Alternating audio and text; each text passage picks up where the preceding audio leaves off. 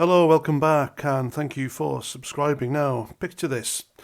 It's 10 o'clock at night. You're at home, maybe having a cuppa, winding down with the missus, and suddenly two coppers rock up at your door. Not for a friendly chat, mind you.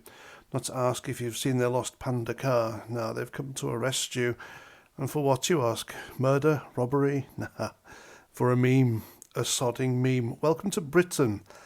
2025, or Starmer's Britain, should I say 2025, where the thought police are quite literally working overtime and common sense is on life support. So these two plods, probably nice lads at heart, dragged this lad out of his house in North Yorkshire, I believe. It's an account on X called Northern Variant, right in front of who he's sharing his house with, and chuck him in the back of a snatch wagon like he's some sort of, I don't know, Al-Qaeda mastermind. Why?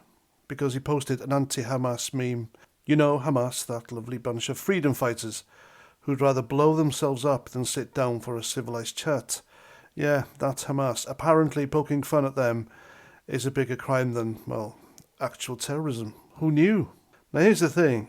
This Northern Variant fella, as he said on his account, he's got a condition. It's a variant of Tourette's, a bit of autism thrown in for good measure. So when he's stressed, it's like his brain hits a loop. His blood pressure spikes and he's about as calm as a ferret on Red Bull. Did the police care? Did they buggery? They could have invited him for a nice daytime interview, offered a biscuit and a cup of tea, but no, they thought, let's send two officers on a midnight road trip to Harrogate, nearly an hour away. To nick this bloke for a meme. Absolute genius. I bet they got overtime for that. So they haul Northern Variant to the station and suddenly he's having a full-blown autistic meltdown in the back of the van. Do they have any training for dealing with people like him with his condition? Of course not. It's the British police. Not bleeding Mensa. They shove him in a cell for hours and get this. They tell him if he calls a solicitor, he'll be locked up even longer. Charming, isn't it? It's the same tactic they did for Lucy Connolly, which got a year's prison sentence. So basically, don't exercise your rights, mate, or we'll make it worse. I can see why people don't always make it out of those cells alive, to be honest with you. Proper welcoming environment they've got there, isn't it? And then comes the interview. This is where it gets good. The copper sitting there across from him.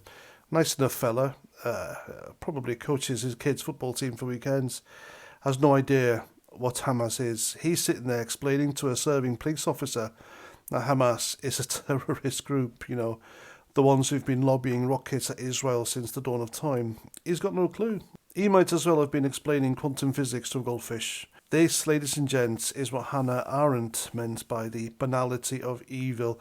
Two decent blokes just following orders, locking up a man for a tweet, and not one person in that station thought, hang on, this is a bit mental, isn't it? And then, you love this, they hit him with a big question.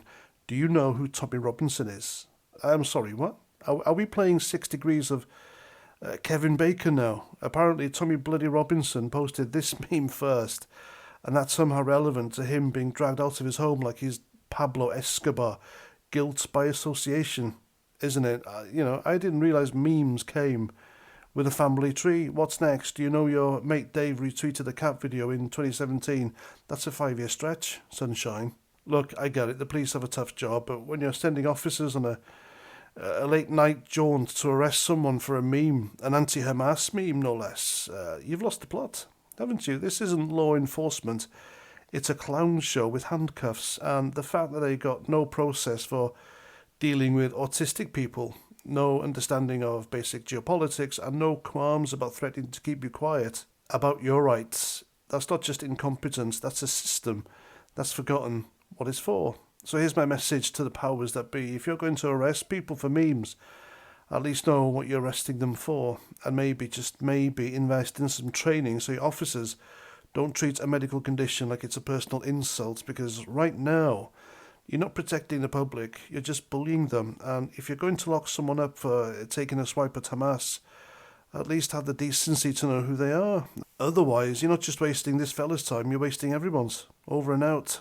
So there we go, someone else arrested and put in the cells for a tweet. And Keir Starmer has the gall to stand there in front of the world and say that Britain has a proud history of free speech. Well, it doesn't, ladies and gents. You can't even post a meme mocking Hamas now, Islamic terrorists. Does this country have blasphemy laws? I think it's heading that way, don't you? Why on earth that demographic gets treated with kid gloves is beyond me. Anyway, I'll leave that with you. I'm past 49. Thanks for watching, and until the next time, Roger Trout.